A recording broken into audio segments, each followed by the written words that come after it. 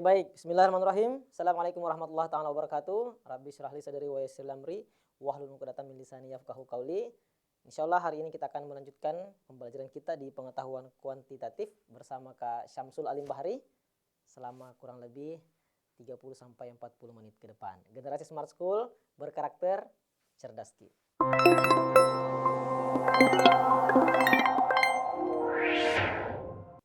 Oke, kita akan melanjutkan pembelajaran kita terkhusus di pengetahuan kuantitatif untuk persiapan SNBT tahun 2026.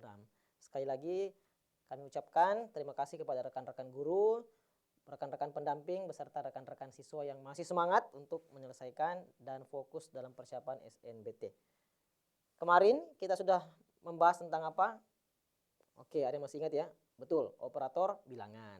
Kemudian kemarin juga kita sudah masuk di perbandingan yang berupa tabel-tabel.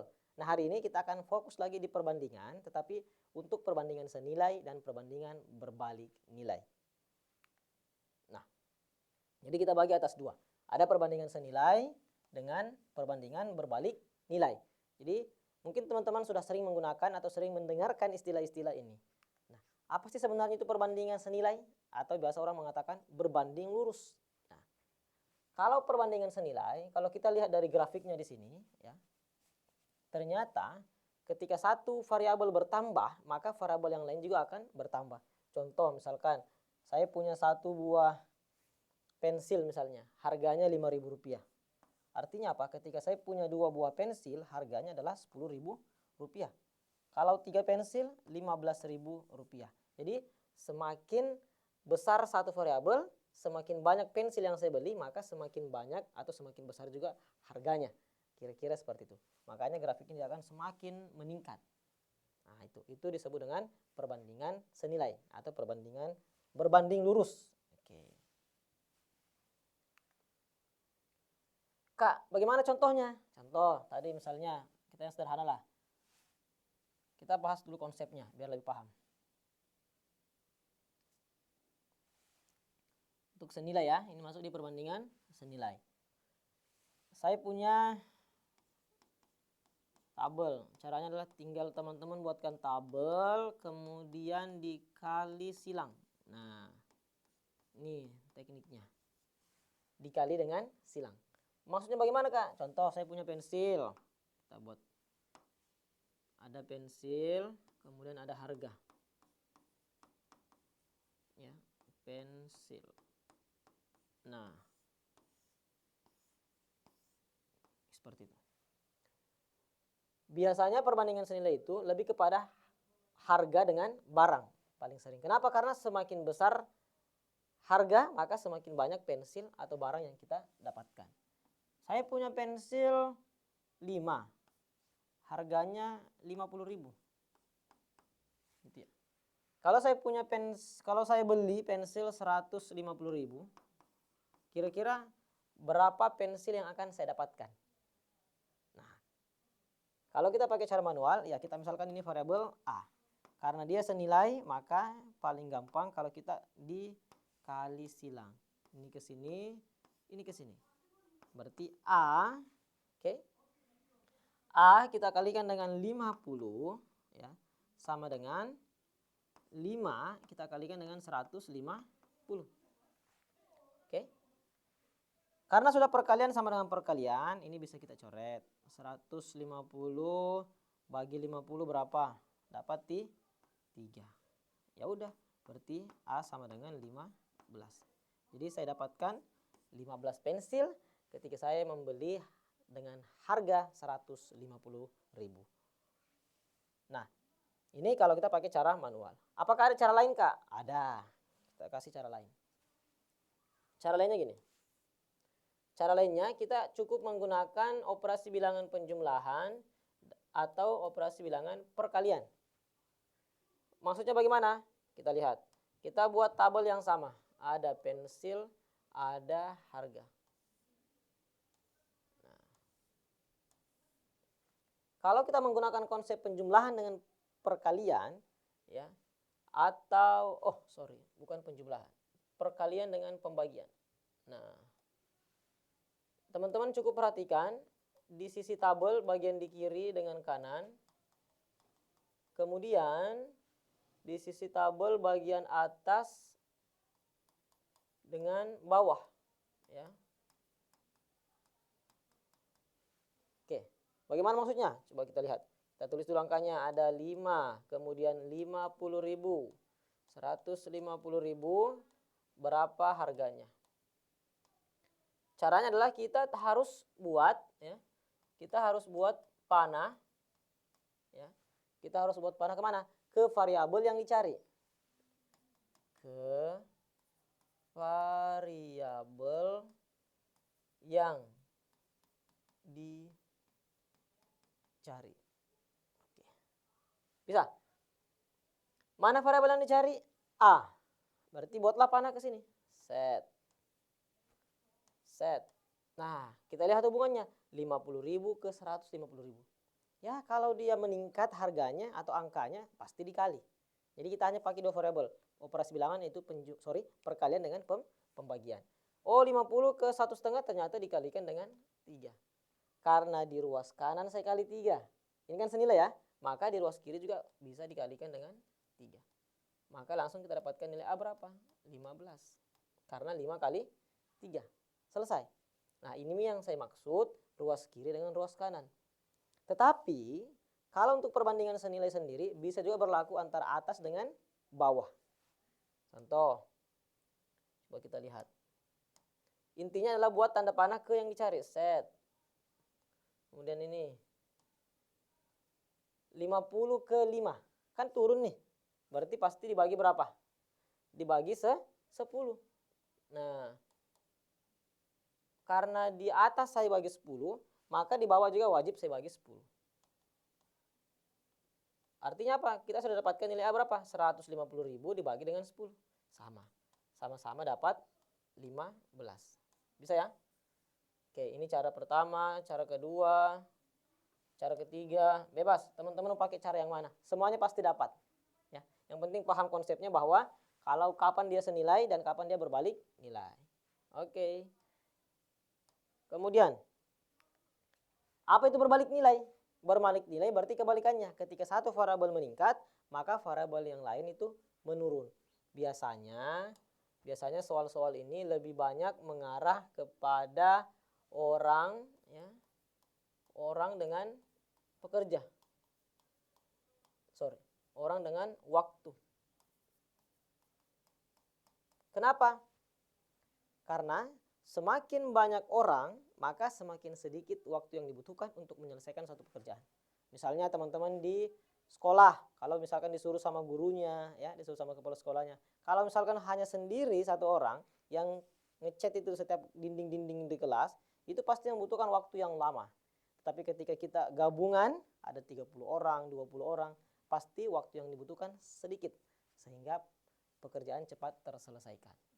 Jadi semakin banyak orang, maka semakin sedikit waktu yang dibutuhkan. Nah, seperti di tabel ini, kita lihat. Kalau saya butuhkan 10 pekerja, itu saya bisa menyelesaikan selama 30 hari. Tetapi kalau saya punya 30 pekerja, saya bisa menyelesaikan selama 10 hari. Nah, kira-kira seperti itu. Jadi semakin banyak orang, maka semakin sedikit waktu yang dibutuhkan. Caranya bagaimana? Mirip tadi, kita buatkan tabel untuk penyelesaiannya. Setelah buat tabel,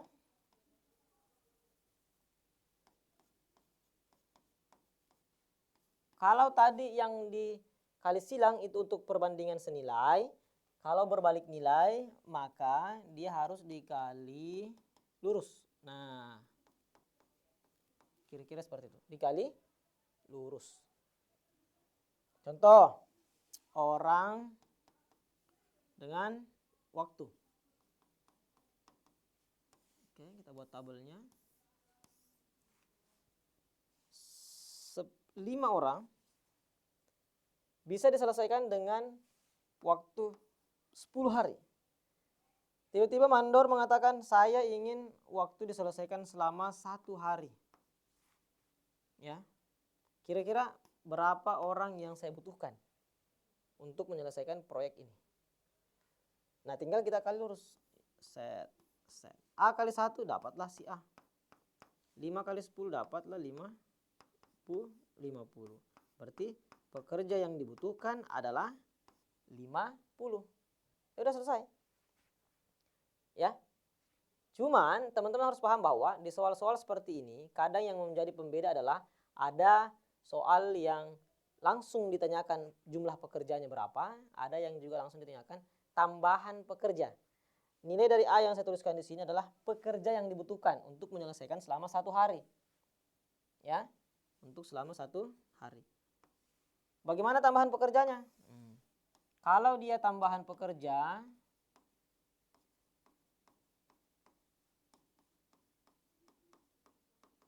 berarti tinggal kita kurangkan dengan pekerja awal. Nilainya si A tadi kita kurangkan dengan pekerja awal berapa? 5. Nah berarti 50 dikurang 5 dapatlah 45. Jadi 45 ini adalah tambahan pekerja yang dibutuhkan. A ini adalah pekerja yang dibutuhkan. Jadi hati-hati. Kalau di soal mengatakan berapa tambahan pekerja? 45.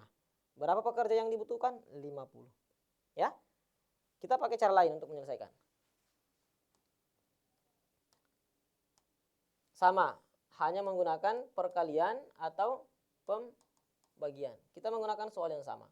Ada orang, ada waktu. Oke, kita buat lagi tabelnya. Tetapi kalau untuk soal perbandingan berbalik nilai itu hanya bisa dipakai antara ruas kiri sama ruas kanan.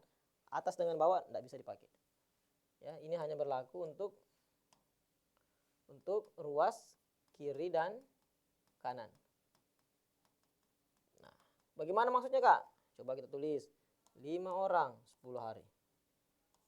Kalau ingin diselesaikan selama 1 hari, berapa jumlah pekerjanya? Tinggal kita buatkan lagi panah ke variabel yang dicari. Ini ke sini, ini ke sini. 10 ke 1 turun. Tidak mungkin dikurang, pasti dibagi. Dibagi berapa? Dibagi 10. Nah, hati-hati. Karena dia berbalik nilai, kalau di ruas kanan dibagi 10, maka di ruas kiri harus dikalikan dengan 10. Nah, maka kita dapatkan A sama dengan 50. Selesai. Sama kan? Sama. Ya. Jadi terserah rekan-rekan siswa nanti mau menggunakan teknik-teknik yang mana. Oke, aman ya? Coba kita masuk di soal. Nah, ada sebuah pabrik makanan membutuhkan gas sebanyak 12 tabung ya untuk menyalakan 4 buah kompor selama 1 bulan. Untuk mengejar produksi makanan, maka pabrik bla bla bla menjadi 6 buah, kompornya menjadi 6 buah. Maka ditanyakan berapa sih tabung gas yang dibutuhkan. Kan sudah jelas, semakin banyak tabung, ya pasti semakin banyak kompor. Atau semakin banyak kompor, pasti semakin banyak tabung. Artinya apa? Ini senilai. Karena dia senilai, tinggal kita buatkan tabel. Ada tabung, ada kompor. Ya, buatkan tabelnya. Berapa tabung? 12. Kompornya berapa? 4. Ya toh? Berapa lagi tabungnya? 6. Kompornya berapa? Oh sorry, kompornya 6 ya. Yang ditanyakan adalah berapa tabungnya. Ini senilai. Ini senilai ya. Nah, bebas teman-teman mau kali silang atau pakai teknik yang kiri kanan. Kalau saya lebih suka pakai kiri kanan atau atas bawah. Kalau sek 4 ke 6 nggak dapat. Ya udah kita ambil bagian atasnya saja. Berarti tanda panahnya ke sini. 4 ke sini kali 3. Karena dikali 3 di atas, maka di bawah juga harus dikalikan dengan 3. Berarti nilai A berapa? 6 kali 3 ya. Dapatlah 18. Bisa? Oke. Kak, saya mau kali silang. Boleh. Kalau teman-teman mau pakai kali silang. Berarti nanti kita dapatkan A dikali 4 sama dengan 12 dikalikan dengan 6. Iya toh? Berarti A sama dengan berapa? 12 bagi 4, 3. Sama, 3 kali 6. Dapat juga 18. Jadi bebas, teman-teman mau pakai yang ini boleh. Mau pakai ini juga boleh. Terserah mana-mana yang nyaman menurut rekan-rekan siswa di sana. Oke, aman ya? Itu untuk yang senilai.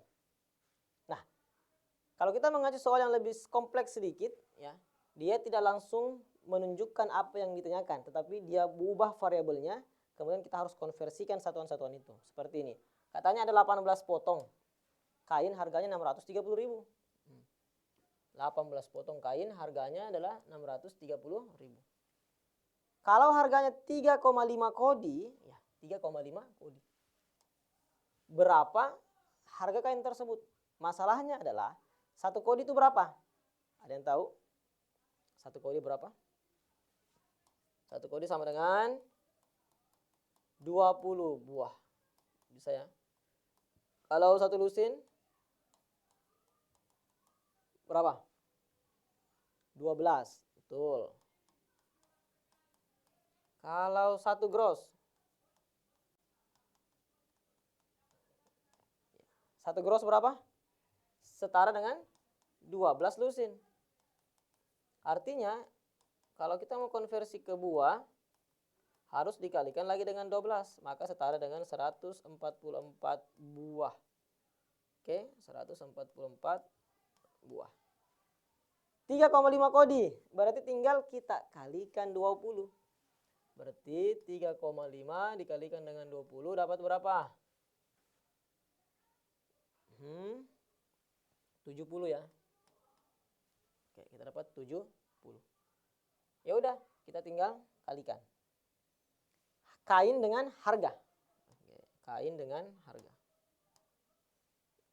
Ada kain dengan harga.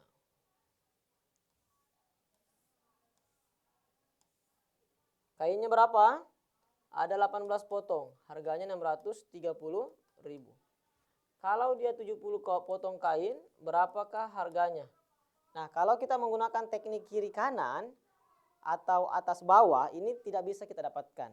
Kenapa? Karena angkanya agak besar. Berarti cara yang paling mudah adalah, sebenarnya bisa, kalau teman-teman bisa kuat kali-kalinya. Ya, daripada kita pusing, lebih baik kita kali silang saja. Nanti dikali silangnya baru kita sederhanakan bilangan-bilangan itu. A dikali 18 sama dengan 70 dikali 630.000. Oke? Kita sederhanakan. Mana? 18 dengan 70 bisa enggak? Nggak bisa. Kita coba 18 dengan 630. Masing-masing kita bagi berapa bagusnya? Bagi 9. 18 bagi 9 dapat 2. 630 bagi 9 dapat 70. Ya kan? Berarti kita dapatkan A sama dengan 70 kali 70 dibagi 2-nya ke bawah. Dapat 2. Artinya 4.900-an. Bagi 2. Ya, berapa itu? Berarti 2.450.000.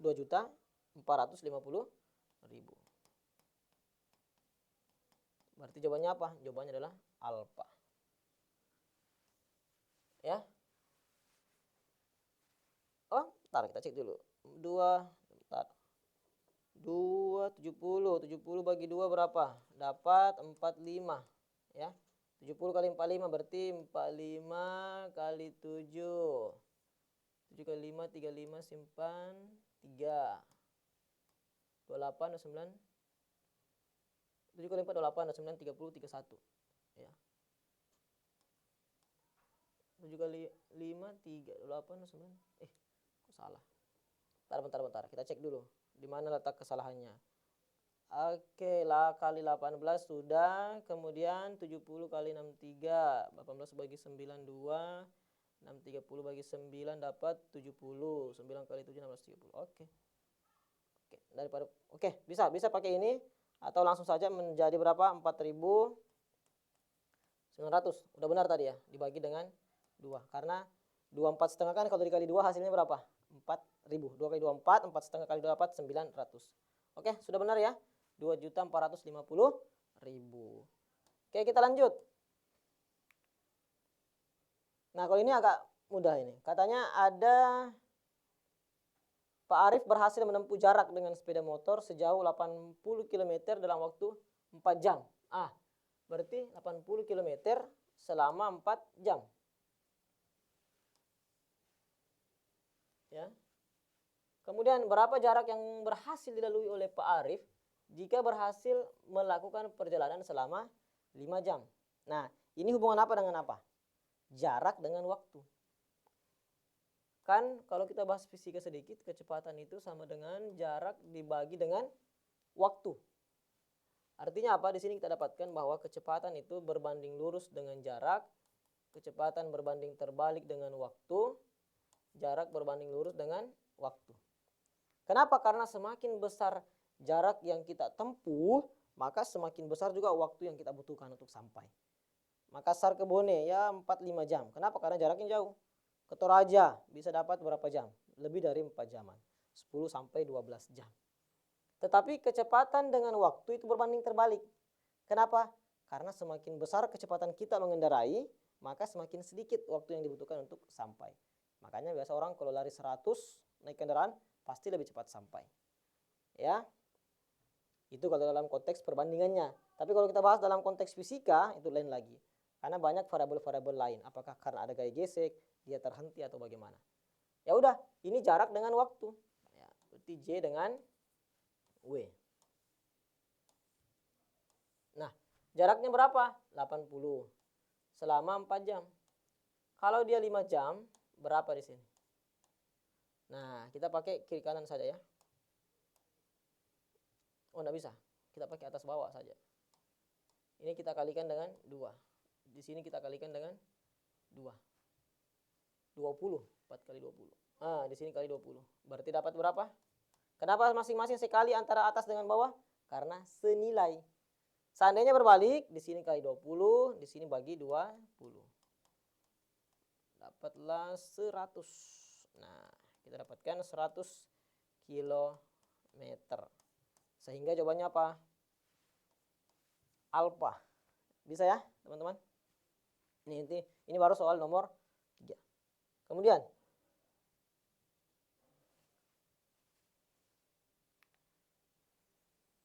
nah, kita masuk ke soal yang lebih komprehensif sedikit. Katanya ada sebuah proyek nih. Dikerjakan oleh 8 orang ya, dalam waktu 15 hari. Tetapi setelah 10 hari ya, setelah 10 hari kita lihat karena ada kendala, maka proyek tersebut dihentikan selama 4 hari. Nah, dia terhenti selama 4 hari. Pertanyaannya apa? Supaya proses proyek selesai tepat pada waktunya, berapa sih tambahan pekerja yang dibutuhkan? Nah, hati-hati, yang diminta adalah tambahan pekerja pada saat ada yang terhenti. Gimana caranya? Saya kasih 2 cara. Cara yang pertama kita pakai konsep dulu. Baru yang cara kedua kita pakai triknya sesuai dengan konteks soalnya. Ini kan orang dengan waktu, otomatis adalah berbalik nilai. Ya. Orang dengan waktu. Tabel set. Tadi yang di konsep di awal di slide pertama kita buat tabelnya hanya 2 bagian, 2 baris. Ternyata kalau dia ada terhenti kita bisa bikin 3 baris. Kita isi 8 orang selama 15 hari. Oke. Setelah 10 hari. Setelah 10 hari artinya apa? Sudah berapa kali mereka menyelesaikan pekerjaannya? Setelah 10 hari. Berarti ya 10 hari sudah selesai. Baru mau masuk hari ke-11. Berarti apa? Di sini kita kurangkan dengan 10. Karena setelah 10 hari. Ya. Waktunya 15 kurang 10 dapatlah 5.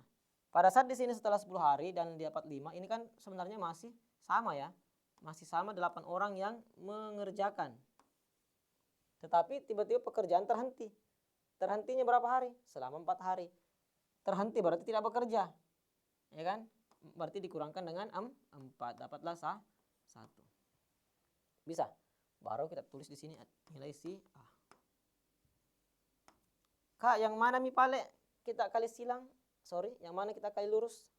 Cukup ambil 2 kolom di bawah. Inilah yang kita gunakan untuk perhitungan.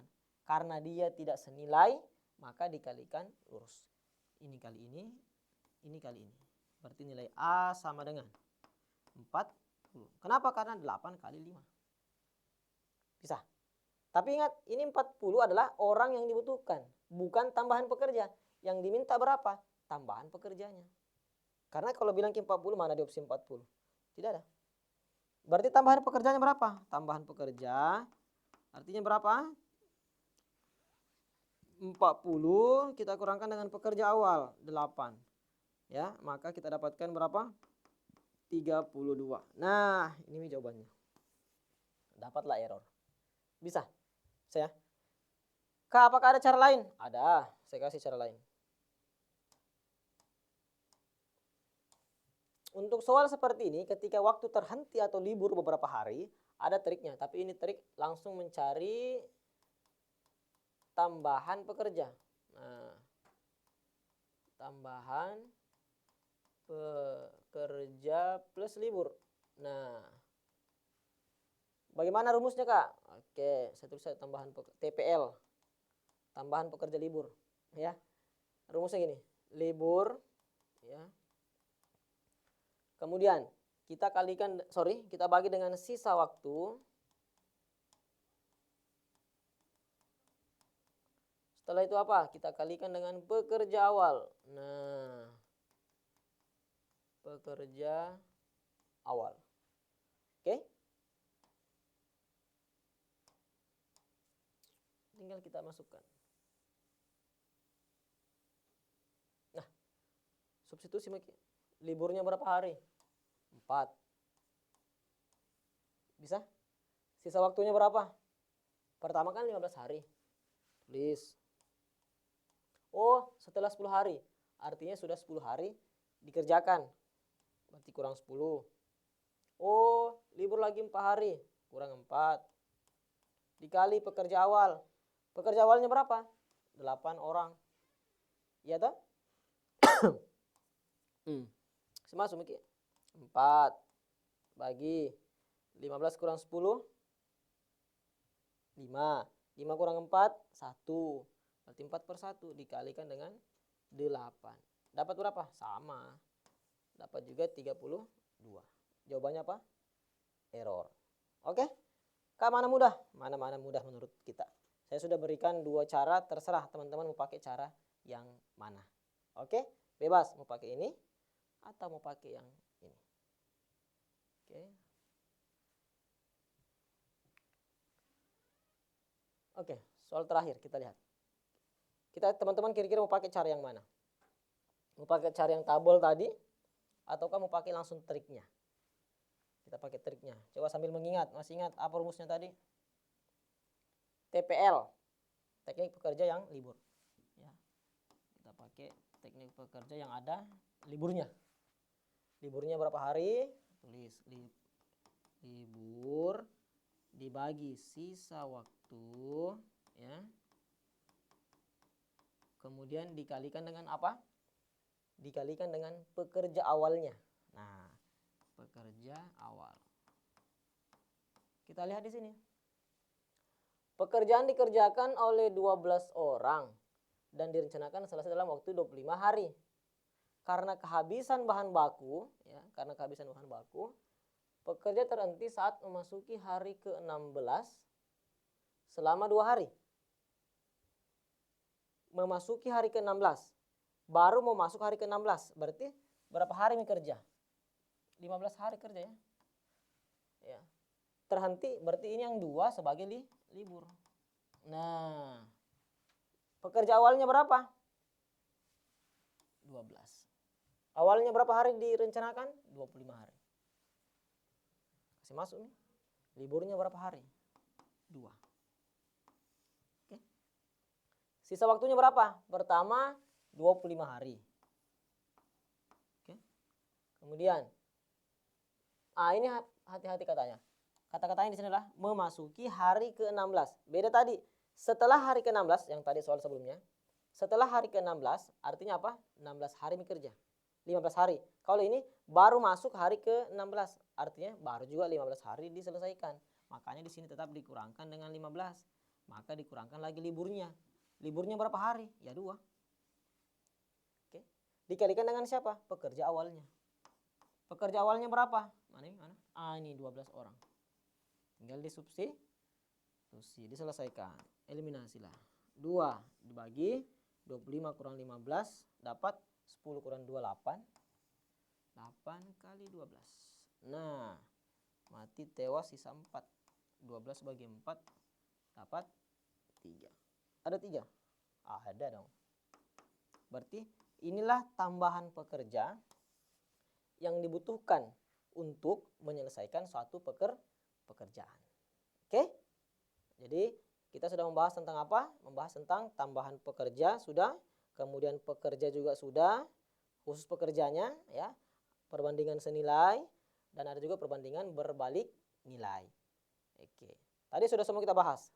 Sebagai kesimpulan bahwa kita ulangi sedikit, kalau senilai artinya apa? Ketika satu variabel meningkat, maka variabel yang lain juga meningkat. Biasanya itu berkaitan tentang harga dengan barang. Yang kedua adalah perbandingan berbalik nilai. Ketika satu variabel meningkat, maka variabel yang lain pasti menurun. Biasanya apa, Kak? Biasanya adalah orang dengan waktu. Selain itu, kecepatan dengan waktu. Oke? Itu dua yang paling sering muncul biasanya. Oke, sampai sini saya pikir jelas ya, teman-teman.